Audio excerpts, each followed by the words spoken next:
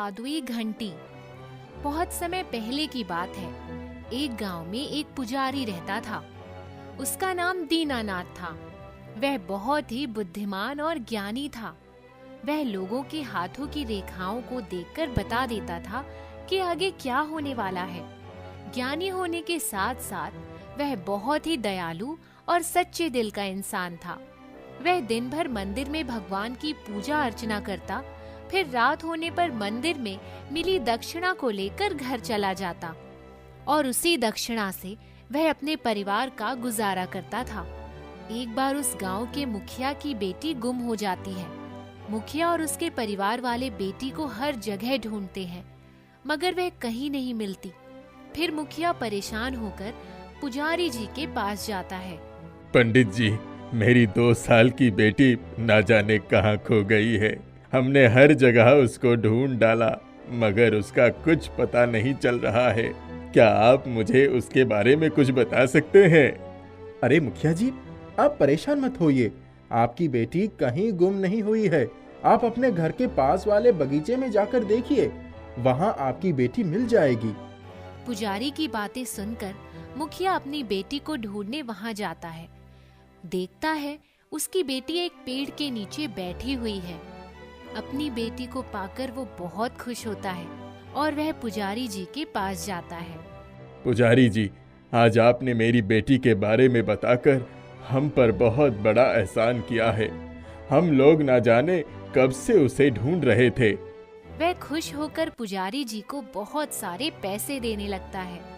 पुजारी जी, ये लीजिए हमारी तरफ से छोटा सा उपहार। दीनानाथ पैसे लेने से इनकार कर देता है। नहीं मुखिया जी, ईश्वर ने मुझे आप लोगों की भलाई के लिए भेजा है। इसके बदले में मैं आप लोगों से पैसे नहीं ले सकता। आपकी बेटी आपको मिल गई, मेरी खुशी इसी में ही है। इसके बदले मुझे आपसे कुछ भी नहीं चाहिए। उसके बाद मुखिया पुजारी जी को प्रणाम करके वहाँ से चला जाता है। दीनानाथ जब घर पहुँचता है तो सारी बातें अपनी पत्नी से बताता है। उसकी बातें सुनकर दीनानाथ की पत्नी उस पर बहुत गुस्सा करती है। दीनानाथ की पत्नी का नाम लीलावती था और वह बहुत लालची औरत थी। जब आपको मुखिया खुश होकर इतने सारे पैसे दे रहा था तो आपने मना क्यों किया? आपको इस गरीबी में ही रहना पसंद है क्या? पैसों का लालच क्यों करती हो लीलावती? कभी ऐसा हुआ है क्या कि हमें भूखा पेट सोना पड़ा हो? भगवान की कृपा से हमें पेट भरने के लिए हर दिन कुछ न कुछ दक्षिणा अवश्य मिल जाती है। भगवान अपने भक्तों का हमेशा कल्याण करता है। इतना कहकर दीनानाथ सोने के लिए चला जाता है। इस तरह वह ज्ञानी पुजारी दीनानाथ उस गांव के लोगों का हमेशा भला करता था। एक दिन दीनानाथ मंदिर के दरवाजे बंद करके घर के लिए निकल रहा था। तभी उसके झोले में एक घंटी दिखती है। अरे, ये तो मंदिर की घंटी है। लगता है गलती से झोले में आ गई है। वह मंदिर में जाकर देखता है तो मंदिर की घंटी भगवान की मूर्ति के पास रखी होती है। लगता है ये कोई दूसरी घंटी है। दीनानाथ अपने घर चला जाता है। दीनानाथ का एक छोटा सा बच्चा था जिसका नाम था गोलू। एक दिन दीनानाथ का बेटा गोलू उस घंटी को झोले से निकालकर उससे खेलने लगता है। उस बच्चे के हाथ से जब घंटी बजती है तब उस घंटी से सोने के सिक्के गिरने लगते हैं। जब लीलावती यह सब देखती है तो आश्चर्यचकित रह जाती है। अरे जी, जल्दी यहाँ आइए। क्या हुआ लीलावती? यह देखिए, चमत्कार हो गया।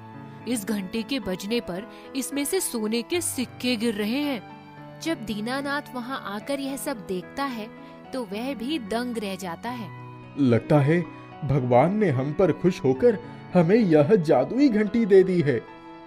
दीनानाथ घंटी को हाथ में लेकर बजाने लगता है, जिससे बहुत सारे सोने की मुद्राएं गिरने लगती हैं, जिससे दीनानाथ और लीलावती बहुत खुश हो जाते हैं। अरे, इतनी सारी मुद्राओं से अब तो हमारे घर के 2-3 महीने का खर्चा आराम से चल जाएगा।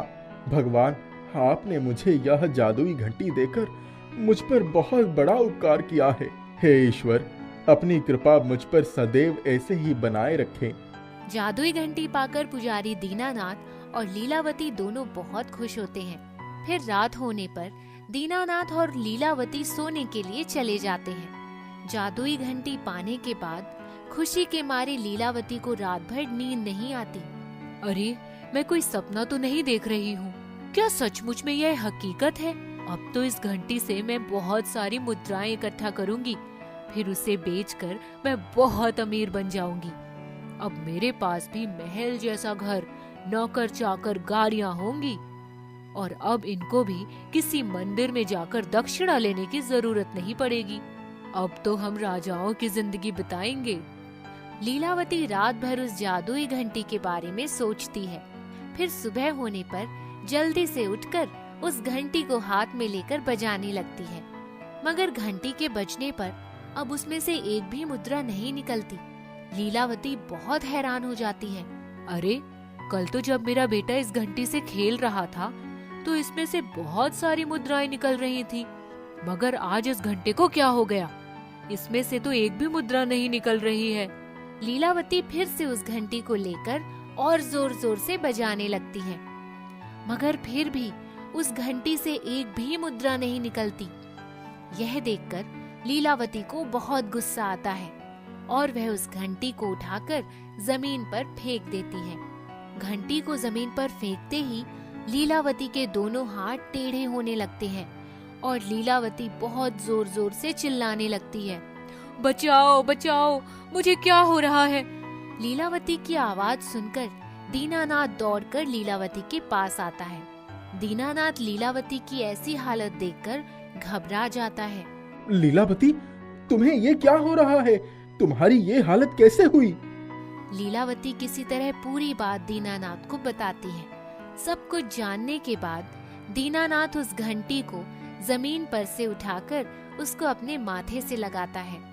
हे भगवान, मेरी इस लालची पत्नी के किए को माफ करिए। इससे अनजाने में बहुत बड़ी गलती हो गई है। इतना कहकर दीनानाथ रोने लग जाता है। अचानक उस घंटी से बहुत तेज रोशनी निकलकर लीलावती के हाथों पर पड़ती है, जिससे लीलावती के हाथ पहले के जैसे हो जाते हैं।